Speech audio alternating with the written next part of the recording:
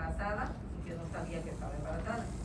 Sí es muy posible en la humanidad de un índice de masa corporal exagerado, mayor a 30, una obesidad mórbida, pero en una persona normal pues es difícil creer que no sepa que está embarazada a sus 25, 26, 27 semanas. Entonces, el ultrasonido del segundo trimestre va desde 18 a 20 y hasta las 22.5 semanas, donde precisamente nosotros tenemos la utilidad de ese ultrasonido. Hoy en día, recuerden muy bien esto, hoy en día hay un ultrasonido que se hace con la intención de valorar, de acuerdo a los factores de riesgo que tiene en la historia clínica, pues la búsqueda de todas las alteraciones que puede tener ese feto. Por ejemplo, hijo de la diabética, hijo de la hipertensa, hijo de la que tiene hipotiroidismo, ¿vale? Ajá, un síndrome metabólico que muy difícilmente se va a embarazar, pero si lo logra, pues también hay que verlo rápido. Entonces, avanzada edad, por supuesto, precisamente por las malformaciones congénitas. El tamaño fetal y cantidad de líquido amniótico se considera el mejor momento para valorar la morfología fetal. También nos va a confirmar la vitalidad del embrión. Si en una paciente diabética, pues hay que ver si sigue vivo ese feto, ¿no? Si se controla bien, si es disciplinada, si tiene apego a su tratamiento, pues esperamos buenos resultados. De lo contrario, en cualquier momento se queda a medio camino esa gestación. Determina somatometría total. A este le llamamos el ultrasonido estructural. Acá está la palabrita, lo buscamos como estructural para saber cómo está la morfología y la integridad de este feto. Permite determinar el crecimiento armónico, se usan los parámetros de la longitud. Aquí ya no, la longitud craneorrabanilla ya no es útil, pero sí el diámetro biparietal, longitud del fémur, diámetro abdominal transverso, circunferencia cefálica y circunferencia abdominal. En este tiempo es cuando podemos detectar las anomalías del tubo neural, pero que no se hizo en el de cromosomopatías, sino ya se pasó al estructural y vemos realmente la formación de un meningocele, de un mielomeningocele, de una hidrocefalia, de una, ¿cómo se llama la otra? Anencefalia. Entonces, para eso nos sirve este ultrasonido del segundo trimestre, en cuestión de diagnóstico en el embarazo. El tercer trimestre ya pasó, después de las 28 semanas llegó la paciente, tenemos la obligación de hacer un ultrasonido del tercer trimestre. Esto vamos a seguir valorando lo que es el crecimiento fetal, pero aquí nos vamos a ubicar en la longitud femoral. O sea, si es un niño de talla pequeña para su edad, pues vamos a encontrar todo simétrico, pero la longitud femoral nos está diciendo que está chiquito este bebé, que va a ser pequeño. Pero también la longitud femoral en una condroplasia nos va a decir que está demasiado pequeño la longitud de esta medición en relación con el resto de su cuerpo y sobre todo si tiene los antecedentes. A diferencia del primer trimestre, la longitud craneorrabanilla, acuérdense, primer trimestre, el ultrasonido nos sirve para determinar la longitud craneorrabanilla o cráneo-caudal. En el segundo trimestre es el diámetro biparietal. Eso es algo que deben de saber. Y el tercer trimestre es la longitud femoral. Son los tres parámetros que tenemos que buscar por cada uno de los beneficios o de los ultrasonidos que nos van a dar beneficios de acuerdo al tiempo en que los hacemos.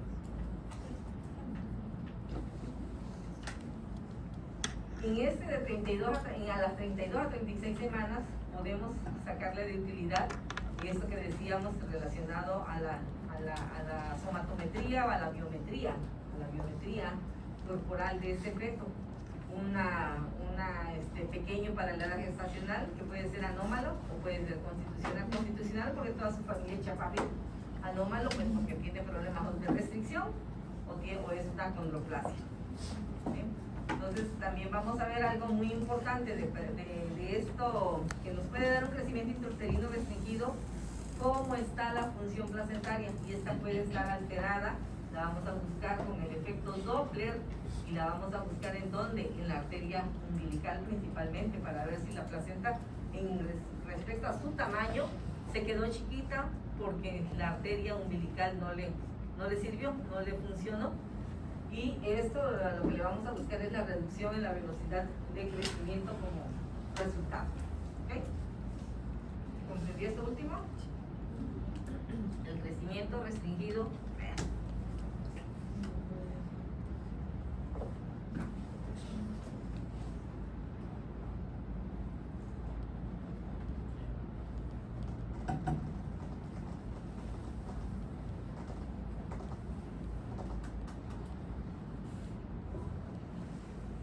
Nadie respire.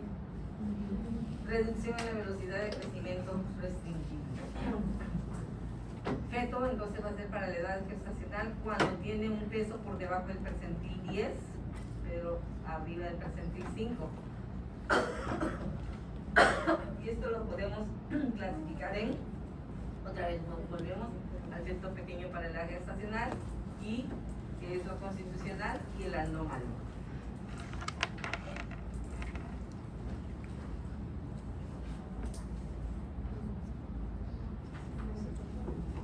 15% nos dice la placenta que nos va a dar ese problema.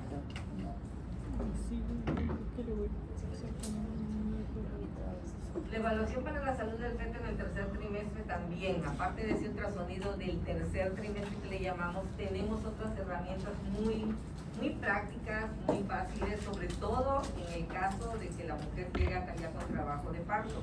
Pero de lo contrario hay unidades privadas, sobre todo, que ofrecen a la paciente un seguimiento más estricto de esa asistencia prenatal, y le ofrecen el trazo tococardiográfico, que puede ser con estrés o sin estrés. Esto está, aquí se añade, esto lo normal es que llegue a la consulta y le hagas 20 minutos de un registro tococardiográfico, ya saben cuál es, se parece mucho al electrocardiograma, y es una prueba de bienestar fetal que le hacemos, pero por vía electrónica a este feto, sobre todo al feto, pues.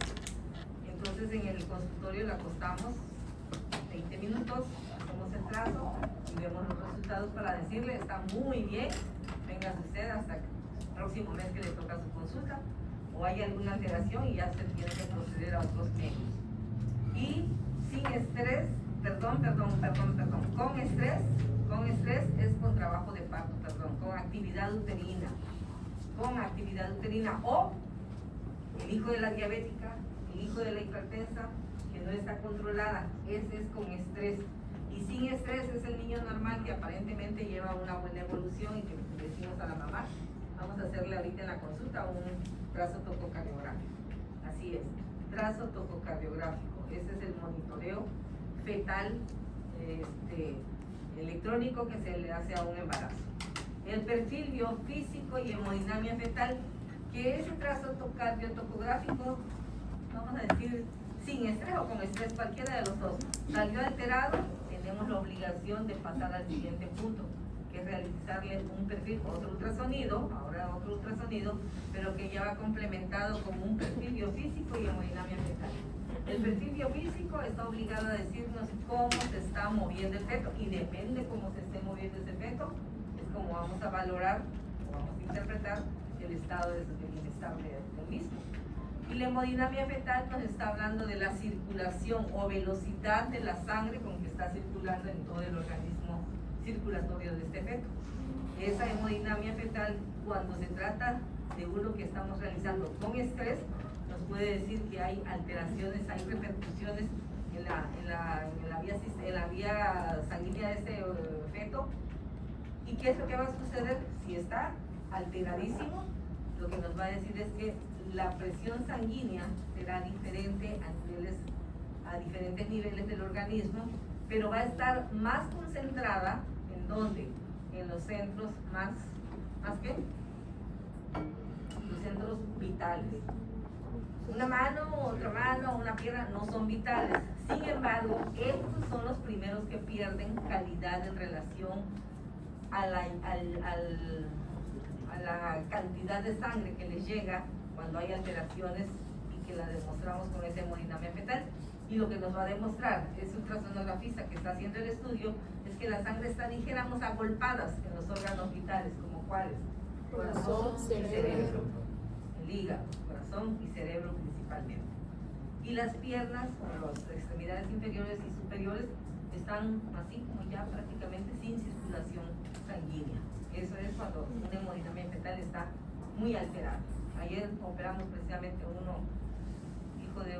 No, la mujer aparentemente no tenía alteraciones y él sí tenía, ella era una beba, una dextrocardia, y ya después apareció con un montón de cositas cuando nació, pobrecito, pero sí se operó precisamente porque había un reverso del flujo sanguíneo en ella, dando alteraciones terribles en la hemodinamia fetal que se le hizo.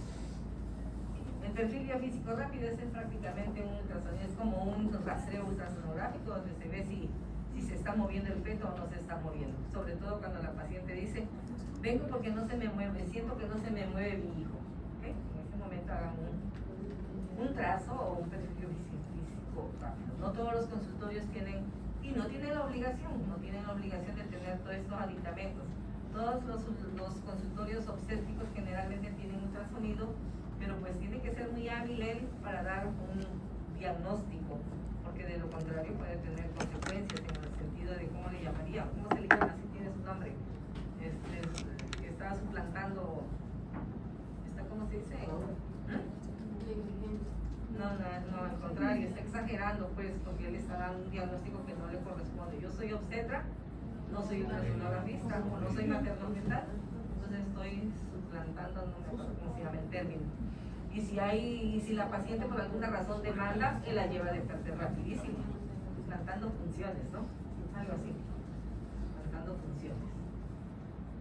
Bueno, y ahí está, por ejemplo, este aparatito es bonito, nosotros lo usamos, no fue hace 40 años cuando estábamos en la especialidad,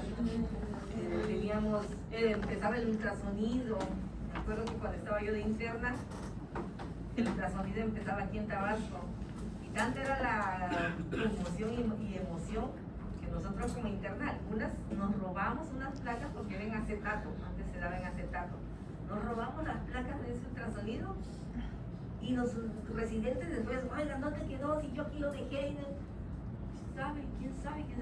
Era una maravilla, era un tesoro para nosotros habernos adjudicado ese tesoro. Y ya después ya lo vimos y hasta con un adscrito, pues todavía no había mucha habilidad o destreza para interpretar las imágenes.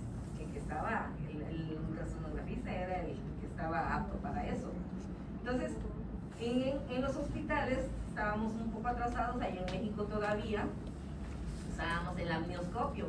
Esto es como un espejo vaginal, nada más que aquí tiene un lente de aumento y acá tiene un objetivo. Eso se introduce en vagina, así como está justamente la fotografía aquí, el dibujo.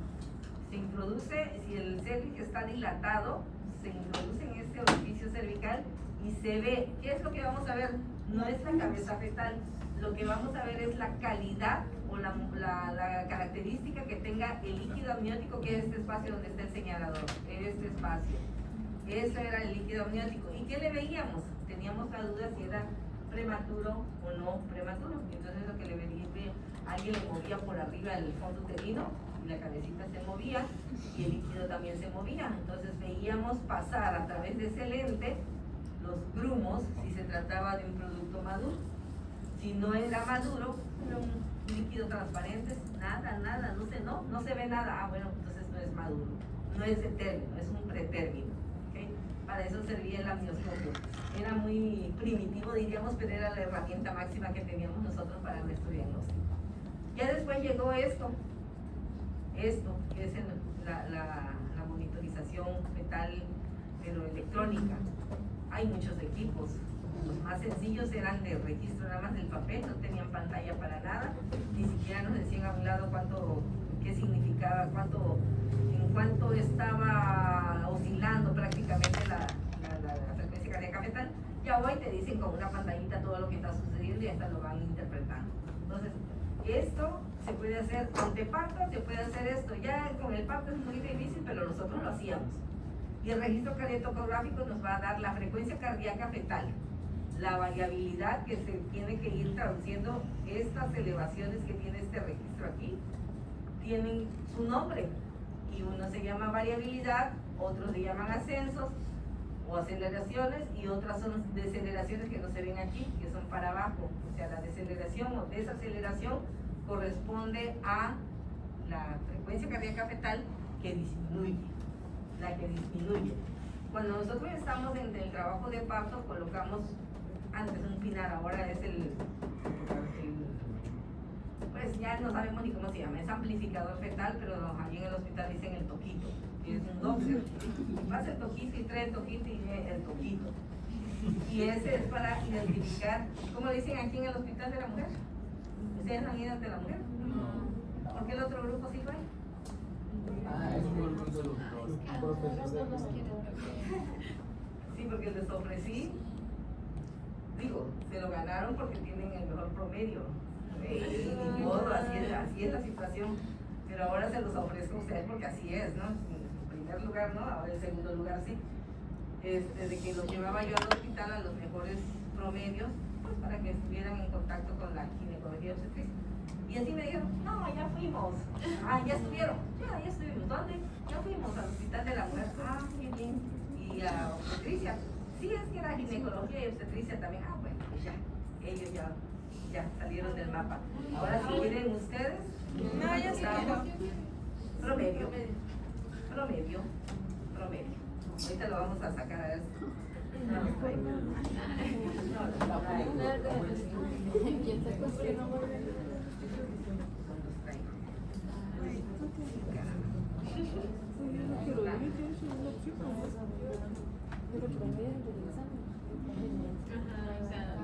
Del parcial. Ah, del parcial. Del parcial. Digo.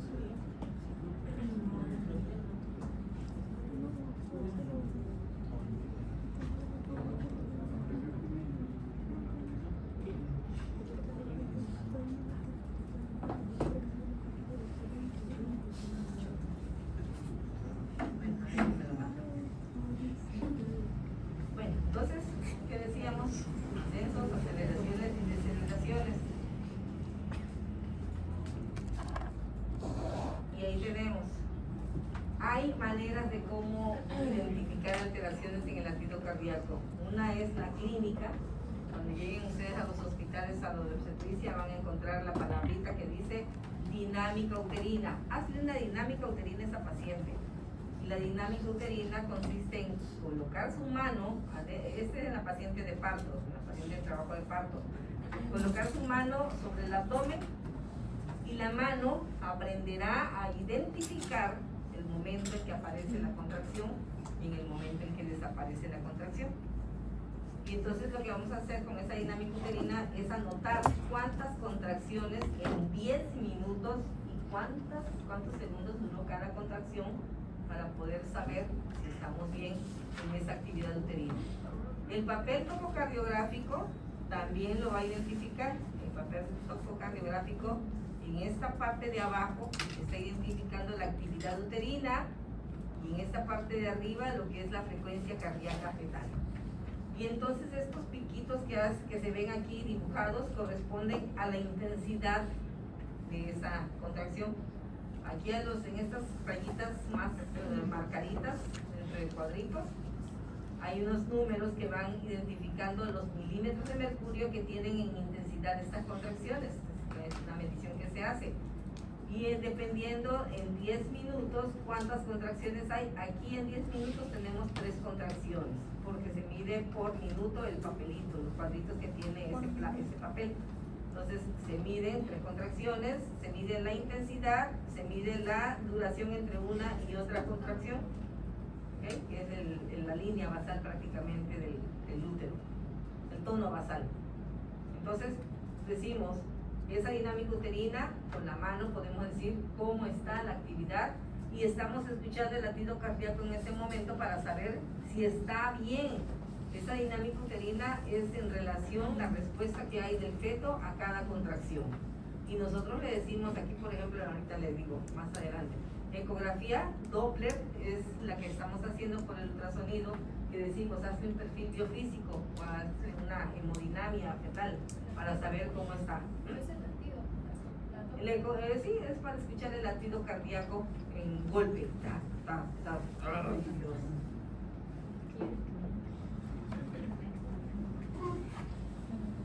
¿Ok? Oye, hay que comprar otra Bien. Ecografía Doppler.